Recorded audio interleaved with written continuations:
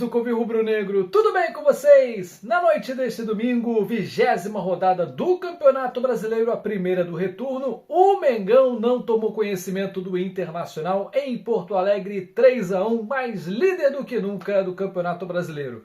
Antes de falar sobre mais essa partida, eu preciso lembrar você que já está disponível o clube de membros aqui do Covil Rubro-Negro. Tem 3 faixas para você escolher, R$ 2,99, R$ 6,99 e R$ 14,99 por mês, cada uma com seu nível exclusivo de vantagens. Para começo de conversa, você tem um selinho para mostrar quanto tempo você colabora com o canal que mais cresce no YouTube. Já são mais de 9.000 inscritos.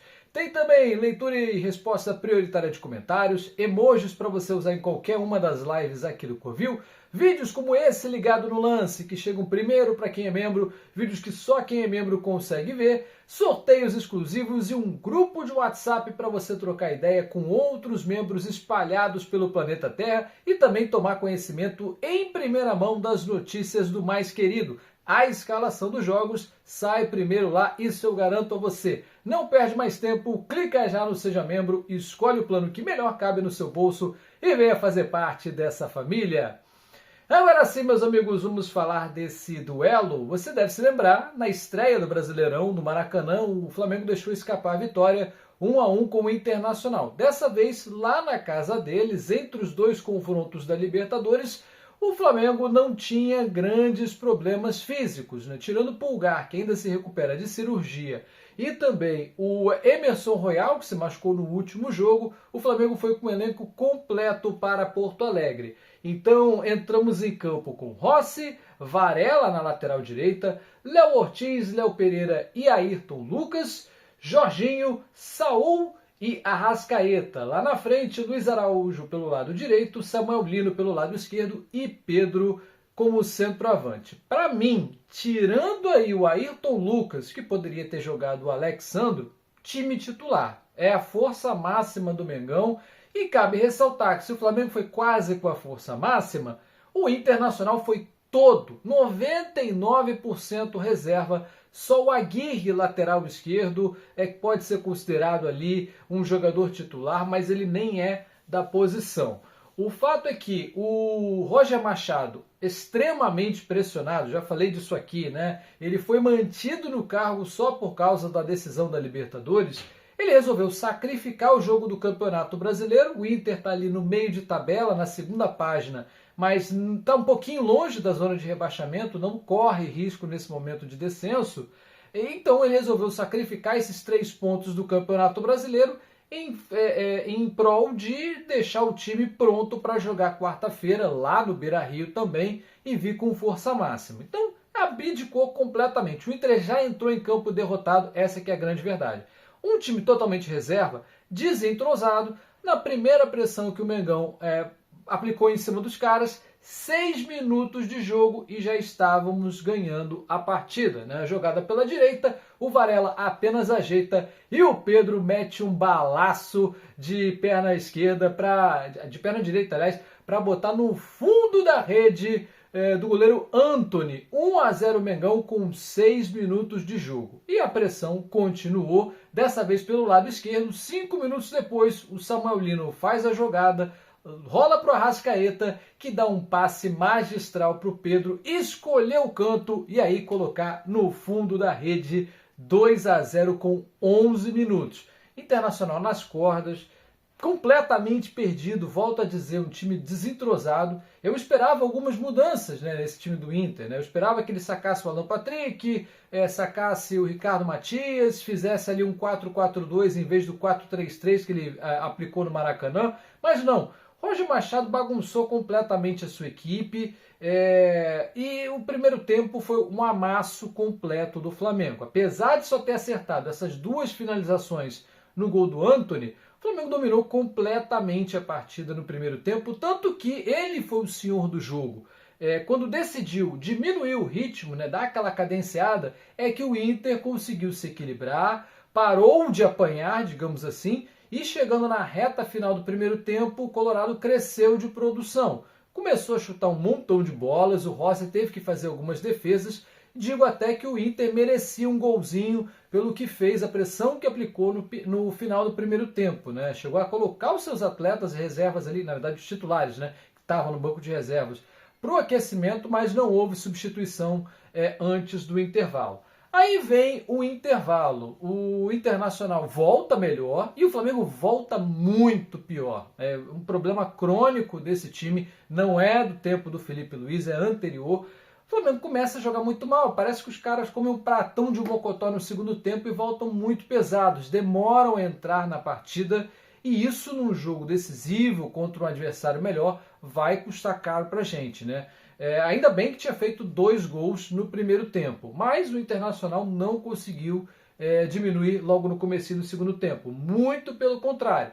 Aos 11, sai o Pedro para a entrada do Plata, primeira alteração do Flamengo, e ela dá resultado logo na sequência, né? O Arrascaeta serve o Plata ali na parte esquerda da área do Internacional e o equatoriano foi lá e mata o jogo definitivamente. 3-0 com 16 do segundo tempo, aí virou terrão, né? Acabou o jogo, a gente pode dizer que o jogo de quarta começou aí, porque o Flamengo também começou a fazer alterações e o Internacional botou ali os titulares para poder salvar o resultado, né? Para o Roger não ser demitido logo na segunda-feira, ele começou a botar os jogadores titulares em campo, é o caso do Borré, do Bernabé, né, que é o lateral esquerdo de origem do Internacional, começou a colocar os jogadores titulares em campo para não tomar uma goleada ainda mais vergonhosa, né? O estádio começou a esvaziar e esse gol do Plata, né, que foi a segunda assistência do Arrascaeta no jogo,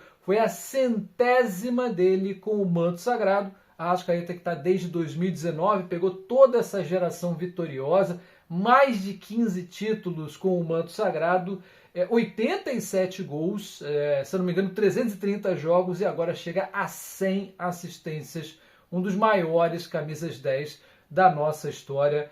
Um monstro sagrado e mais uma vez ele hoje foi o fiel da balança. Você pode falar da partida boa do Pedro, excelente, né? Marcou 2 vezes. Você pode falar do jogo muito bom que fez o Saul, o Samuel Lino, a zaga também muito segura, mas o que o Arrascaeta fez no jogo de hoje, ele destruiu completamente o Internacional. Parece que foi bem-vinda, né, a suspensão que o tirou do primeiro jogo. Passamos um sufoquinho, mas ele jogou muito bem e espero que repita essa excelente atuação na quarta-feira no jogo decisivo.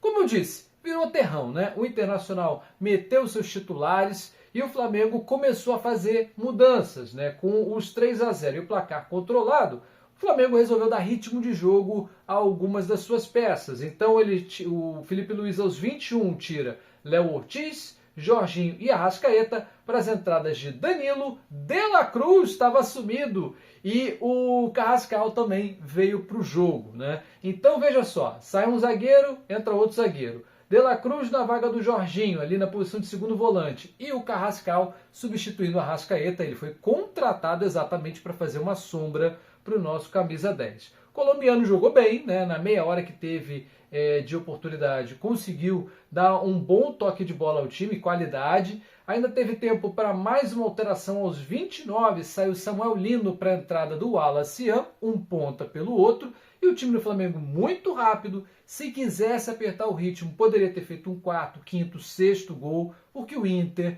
mesmo com os jogadores titulares, estava numa correria danada, dando espaço para o Mengão. E eu volto a dizer, para mim, a decisão de quarta-feira começou já no terceiro gol do Plata, porque as equipes começaram a mudar. O Flamengo, mesmo, digamos assim, desfalcado, né, de algumas estrelas, até porque deu espaço aos reservas, começou a encarar a pressão do Internacional, que na quarta-feira vai vir todo para cima da gente. Não pensem que o jogo fácil do domingo será a mesma coisa na quarta-feira, porque não será. O Inter sabe da pressão e vai atacar desde o primeiro minuto. Não será a molezinha que foi no domingo. Com o 3-0, o Flamengo deu mais uma relaxada e aí no último lance da partida, praticamente 47 do segundo tempo, o Inter, num cruzamento da esquerda para a direita, chega ao seu gol na partida com Rafael Santos Borré. 47 do segundo tempo, um gol que foi validado com auxílio do VAR. Para mim, ele estava um pouquinho impedido, mas tanto faz como tanto fez. 3-1, Mengão chega a 43 pontos em 19 jogos, líder disparado do Campeonato Brasileiro e agora pensa nessa grande decisão da quarta-feira. É o jogo do ano para o Internacional e para nós também. Eu volto a dizer, qualquer resultado que não seja ser campeão da Libertadores do Brasileirão vai afetar muito o trabalho do Felipe Luiz. E se ele me inventa de ser eliminado da Libertadores 2 semanas depois de ser eliminado da Copa do Brasil, vai balançar no comando do Mengão. A gente sabe muito bem o caldeirão de emoções que é o Flamengo. Um grande abraço a você, meus amigos. Quinta-feira tem mais Ligado no Lance aqui no Covil Rubro Negro. Até a próxima. Tchau, tchau.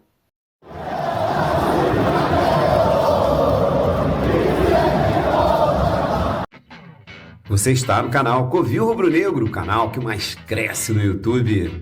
Ainda não é inscrito no canal? Pois é, aproveite. Inscreva-se já. Curta os nossos vídeos e não deixe de acionar o sininho das notificações para você ficar sabendo de tudo que rola aqui no canal. E não deixe também de seguir a gente nas redes sociais, no Facebook, no Instagram e também no TikTok. É o Covil Rubro Negro, o canal que mais cresce no YouTube.